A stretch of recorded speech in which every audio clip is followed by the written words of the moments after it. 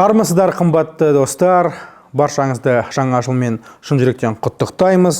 Жаңа жылда да біз жобамызды жалғастырамыз, яғни Назарбаев зияткерлік мектептерінің оқулықтарының авторларымен таныстырамыз. Олай болса, бүгін біздің студиямызда қонақта дүниетану, әліппе, познание мира сынды оқулықтарының авторларының бірі Қаламқас Байтенова. Қош келдіңіз. Енді ең алдымен сіз біздің осы көрермендер үшін сіз кімсіз? Дәл осы еңбек жолын қалай бастадыңыз? Жалпы оқулық жазуды қашан қолға алдыңыз? Сол туралы қысқаша айтып кетсеңіз. Бірінші кезекте мен өзінің педагогикалық жолын бастауыш сыныптан бастаған мұғаліммін. Негізгі мамандығым бастауыш сынып мұғалімі.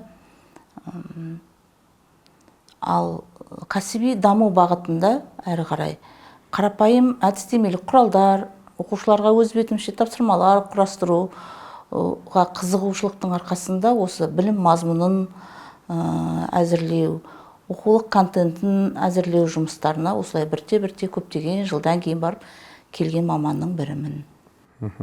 Енді дәл осы мұғалімдік жолда, ағартушылық жолда сіз ұзақ жылдар қызмет етіп келесіз. Енді дәл осы оқулық жазудың жауапкершілігі қандай және осы күнге дейін қанша оқулықтың жарыққа шығуына атсалыстыңыз? Жалпы жауапкершілік ең өзі атқарып отырған қай істі атқарсаң да ол өте жауапкершілікпен көрсетуді талап етеді ғой адам. Өйткені істеген ісіңнің нәпақасы адал еңбекпен тапқан. Көңіліңде, жүрегіңде тыныш болады. 10 жылдай шамасында еңбек етіп келемін. Осы 10 жылдың ішінде 10 шақты кітап жазылды. Әліппе, ана тілі немесе қазақ сыныптарына арналған қазақ тілі, орыс сыныптарына арналған қазақ тілі оқулықтарын жазып, өзімнің осы бойымдағы тәжірибемді, білігімді жеткізуге талпындым. Енді бүгін біздің тоқталатын оқулық бұл әрине дүниетану және познание мира 2-ші сыныпқа арналған. Бүгінгі таңда біздің еліміздің көптеген мектептері дәл осы оқулықпен оқып жатыр. Енді сіздер бұл жерде командамен жұмыс істедіңіздер. Командамен жұмыс істеу сіз үшін қаншалықты қиын немесе қаншалықты оңай? Нақты бір шешім айту қиын. Өйткені оңай да, оның өзінің оңай тұсы да, қиын тұсы да болады. Осындай талқылау барысында жаныңда өзің не дейді, бәйгеге бірге шапқандағы жаңағы қатар шабатын үзеңгілес автордың өзара бір-біріңмен жұмысың, бұл жұмысты көп жеңілдетеді бұл тұсында. Енді жаңа өзіңіз айтып отырсыз, енді оқулықты жалпы сен түрмен атайын, мықтылары жалпы дәл осы оқулықты жазуға бел буады. Енді өзіңіз айтып кеткендей, пікірлердің сан алуандығы кезінде, пікірлердің қақтығысы кезінде, ой мен ойдың бір-біріне келіспеген кездерінде қандай шешіммен бір тоқтамға келесіңдер? Жалпы қандай болсын мәселенің шешімін уақыт шешеді. Сондықтан да бір тақырыбымыз немесе оқу мақсаты ашылмай жатқан кезде кішкене ғана үзіліс беріп, бұл тақырыпты қарастырудың, сол тақырып аясында өзге әдебиеттерді, мысалға тарих саласында әсіресе қайтадан дерек көздерді, ғалымдардың еңбектерімен оқып, танысып, және ғалымдардан кеңес алып отырамыз. Енді Байтұрсынұлы атамыз айтып кеткендей, осы біреу біліп сынайды, біреу білмей қолына алмай жатып сынап жатқан сияқты, сарапшылардан келген әрбір қорытындысы бойынша біз егжей-тегжейлі қайта ойланамыз. Жалпы енді біреуі сынды шын айтады, біреуі жай ғана мініздеп ішінен тауып алады бір нәрсені, соны сынайды. Жалпы енді біліп-білмей деп айтып отырсыз. Сондай кездерде мысалы сын, жалпы орынсыз айтылған сын сізді сындыра ма? Мысалы осы әліппе оқулығын жазу барысымызда біздің оқулықтың мұқабасынан бастап әрбір бетін ашқанда ұлттық құндылық, адамдардың арасындағы сыйластық, бала мен баланың бауырымен, баланың ата-анасымен, баланың мына қоғамдағы әлеуметтік ортадағы адамдармен қарым-қатынасы, оның әрекетінің өзгеге ықпалы туралы ой қозғайтын осындай тақырыптарда мысалға бізге орынсыз ұлттық контент жоқ деген бірінші сараптаманың бас жағында осындай ескерту тұрды. Ол кәдімгі жүрегіңе алмайын дейін десең де жүрекке тиетін ескерту. Өйткені сен өзің бар болмысыңмен осы бірінші кезекте қазақ баласының санасының жақсылыққа қарай бет бұруына, бойына адамгершілікті сіңіріп өсуіне ықпал ететін оқулық жазам деп алдыңа мақсат қойып, сол үшін ой іздеп, сол үшін өзің жан-жақты ізденіп жүрген кезіңде сенің оқуыңда ұлттық құндылық жоқ деген ол ең ауыр сараптама. Енді жалпы осы кезде сұрақ туындайды, жалпы дәл осы оқулықтарды сараптамадан өткізетін кімдер? Ол жерде қаншалықты ашық болады? Ол жерде мұғалімдердің немесе басқа да оқушылардың, енді мұны пайдаланатын оқушылар мен мұғалімдер ғой, жалпы олардың ойлары ескеріле ме? Қаншалықты ашық түрде болады? Жалпы олардың дәл осы оқулықты сараптамадан өткізетіндей тәжірибесі қаншалықты олардың ескеріледі? Жалпы сол туралы сіздерде ақпарат бар ма? Енді біз жалпы оқулықтардың бізге кім сараптама жасағаны ол бізге жасырын түрде, құпия болады, құпия түрде өтеді. Бастапқы кездегі сарапшылардың аты жөніне қатысты құпия. Біз оқулықтарды тапсырғанда да қай баспаның оқулығы екенін сарапшылар білмейді.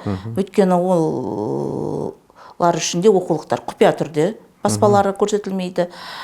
Жалпы сараптама жұмысы өзі бір жыл бойы жүретін болса, сол бір жыл бойы біз 4 рет тапсырамыз.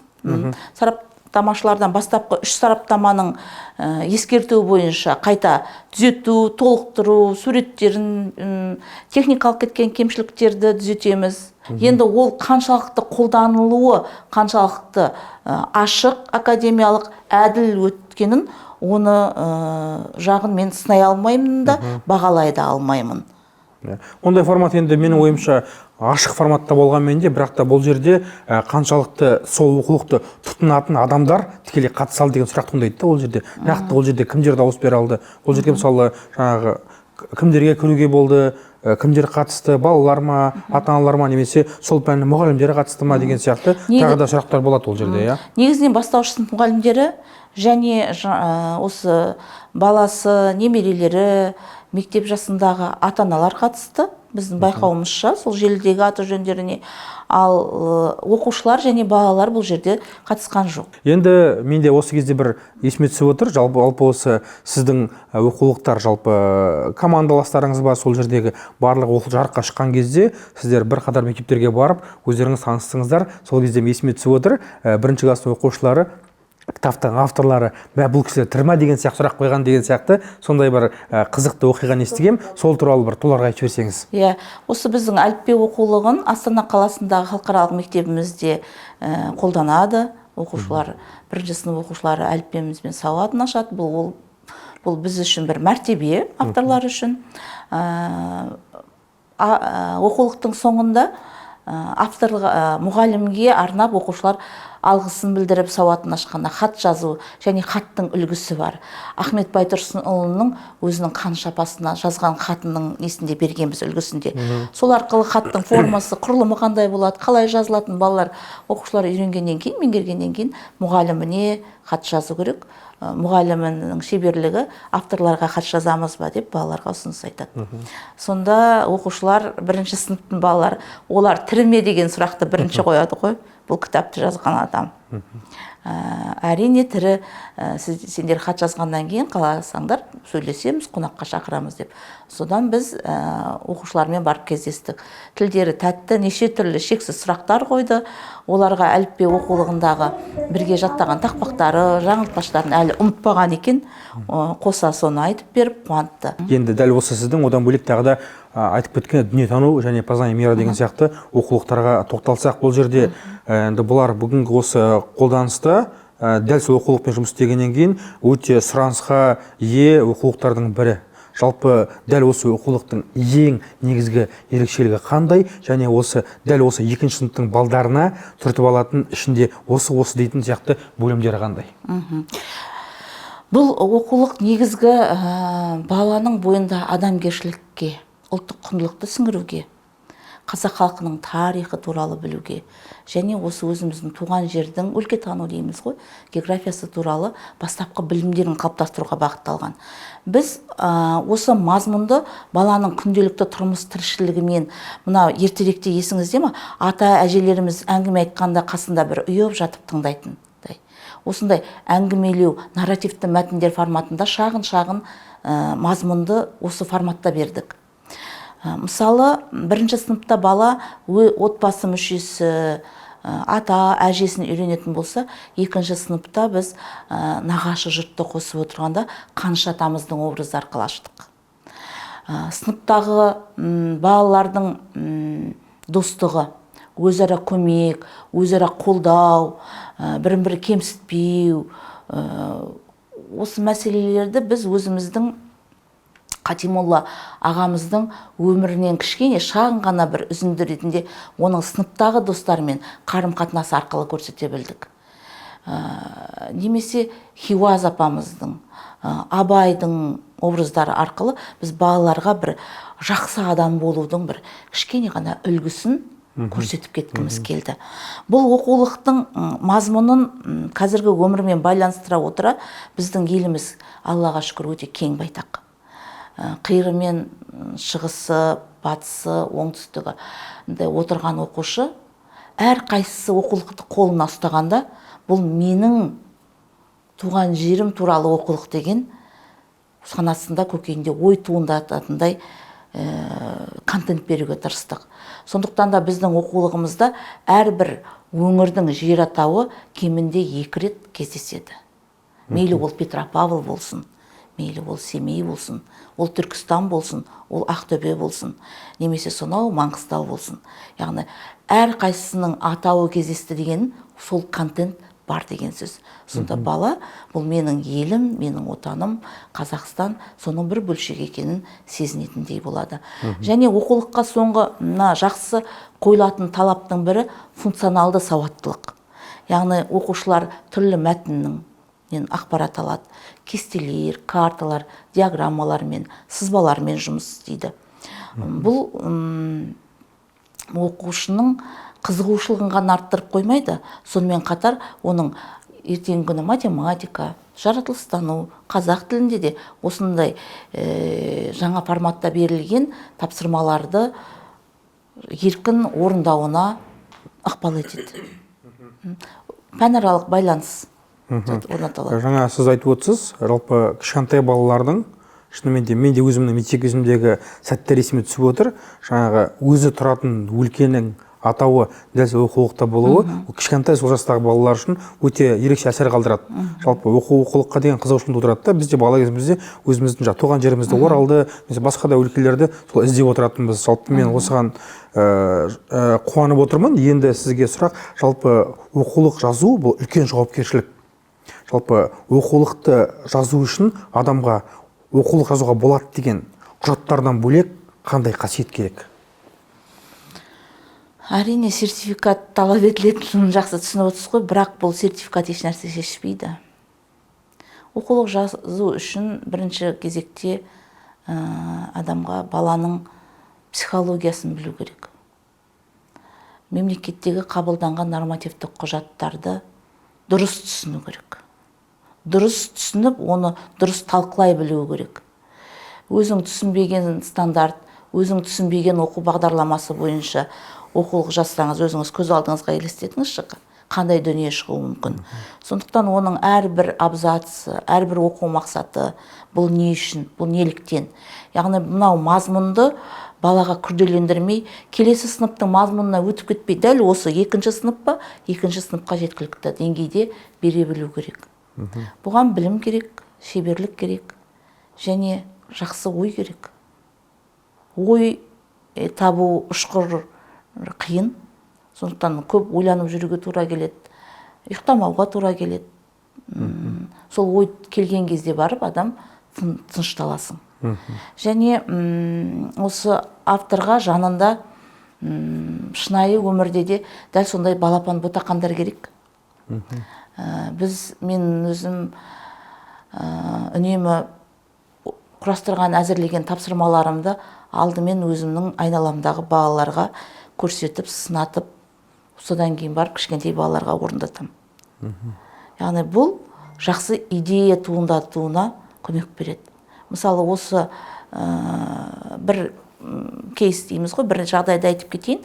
Бесік жыры. Бесік жыры деген тақырыпқа балалардың қызығушылығын оятуда не арқылы шығамын деп бірнеше күн жүрдім. Бала қалай түсінеді? Өйткені бесік жырының қажеттілігін. Сол кезде бесік деген не деген сұраққа келуіміз керек қой.